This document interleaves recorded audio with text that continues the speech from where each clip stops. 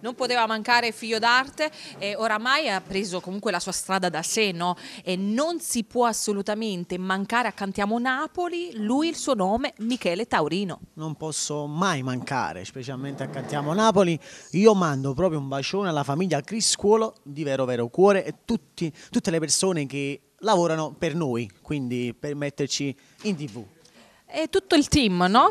Che lavora. Di Cantiamo Napoli, un bacione. Cosa ne pensi di Villa Mirabella? Si mangia buono, si sta buono e si sta bella tranquillo, è pure economico, ok? Quindi scegliete sempre la bella location per le vostre cerimonie. Ve lo dice anche lui, Michele Taurino, che ne è testimone. È un po' il tacco, non dirmi niente. Sì, ne sono testimoni, infatti si mangia buono. Se è parola mia, quindi...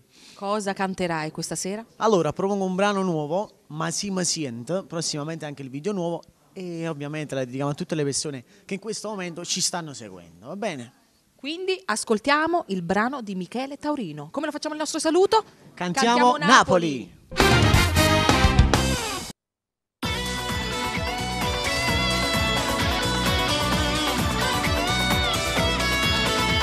Io volessi sapere a dove ti trova, con chi stai si dorme conata, se un figlio ti chiama c'è mamma, o stai ancora aspettando il lave.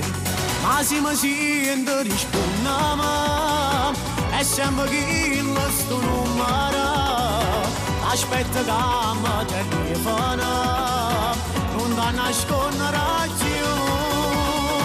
Ma se mi sento risponda, dai non ti chiede riflettere, ora si so ancora libero, no non ti chiede resta.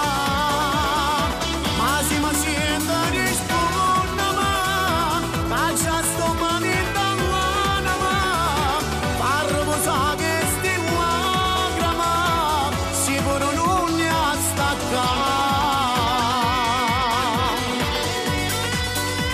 Era meglio se non ti incontrava, a così non mi aveva attaccata, ma ne più con il mio cuore, se a così io poi mi aveva trovato. Ma se mi sento risponda, è sempre chi lo sto numero, aspetta che mi telefona, non da nascondere più. Ma se mi sento risponda, dai non ti chiede riflettere, ora si so ancora